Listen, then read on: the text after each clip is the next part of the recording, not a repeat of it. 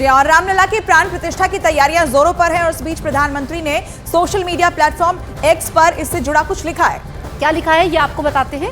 अयोध्या नगरी में श्री राम जी के पधारने को लेकर हर ओर उमंग और उल्लास है और उस्मान मीर जी का ये मधुर राम भजन सुनकर आपको इसी की दिव्य अनुभूति होगी। रामलला की प्राण प्रतिष्ठा के मौके पर अयोध्या में सरयू तट पर श्री सीताराम नाम जप महायज्ञ के लिए 100 हवन कुंड बनाए गए हैं और इस दौरान होने वाली पूजा में 1100 दंपति शामिल होंगे। वेदियों से मंत्रोच्चार के बीच हवन पूजा होगी और मंत्रोच्चार से पूरी अयोध्या नगरी गूंज उठेगी। तो तैयारियां पूरी की जा चुकी हैं, यहाँ पर यज्ञ की भी तैयारी है।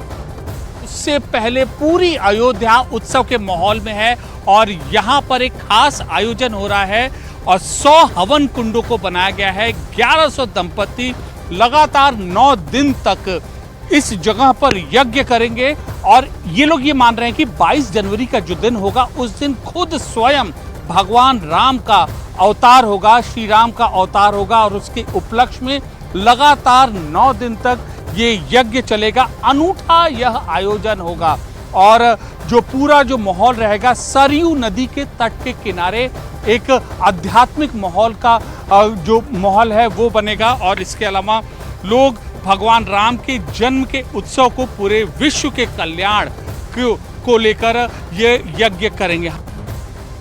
उस वैदिक रीति से यह कुंड बन रहा है जिसकी लंबाई चौड़ाई सब वैदिक रीति से कितना लंबा कितना चौड़ा होनी चाहिए उस रीति से ही बनाया जा रहा है। 14 तारीख से लेकर के 25 तारीख तक इसी पंडाल के अंदर लोग रहेंगे। जैसा कि सरकार की कुछ ऐसा नियम है कि अयोध्या में भीड़ नहीं होनी चाहिए, तो हमारे कोई सदस्य अयोध्या में 25 के अंदर कोई प्रवेश नहीं करेगा। और 22 जनवरी को रामलला की प्राण प्रतिष्ठा के मौके पर अयोध्या में सरयू तट पर राम और शिव की भक्ति का संगम भी देखने को मिलेगा। इस दौरान 100 श्री राम हवन कुंड और 1008 शिवलिंग पर एक साथ भव्य आराधना होगी। इस दौरान 1008 शिवलिंग की विशेष तरीके से पूजा अर्चना की जाएगी।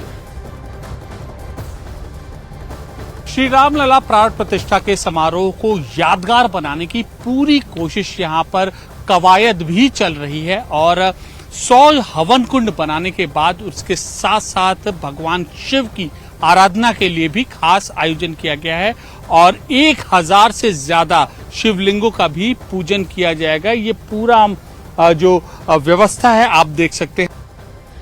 राम मंदिर के लिए तैयारियां सिर्फ अयोध्या में नहीं बल्कि पूरे देश में हो रही हैं। देश भर से चीजें अयोध्या पहुंच रही हैं, जिसी कड़ी में मध्य प्रदेश के रतलाम से रामलला की अखंड ज्योति अयोध्या पहुंच चुकी है। तो वहीं कुछ रोज पहले राजस्थान से पवित्र जल से भरे 15 जल कलश अयोध्या पहुंच गए हैं, जबकि गुजरात के वडोदरा से 108 फीट की लंबी अगरबत्ती अयोध्या भेजी गई है। तो गुजरात के वडोदरा में तैयार हुई 108 फीट की अगरबत्ती अयोध्या पहुंची है। दावा तो यह है कि इस अगरबत्ती की सुगंध 50 किलोमीटर दूर तक फैलेगी और खास बात यह है कि हवन सामग्री से इस अगरबत्ती को तैयार किया गया है। इस अगरबत्ती को बनाने में 6 महीने का वक्त लगा है। तो ये अगरबत्ती जो पहुंची है वो भी हम आपको दिखा रहे हैं। ये खास इसलिए भी है क्योंकि जब ये जलाई जाएगी तो इसकी जो सुगंध है वो 50 किलोमीटर दूर तक फैलेगी, ऐसा भी दावा है।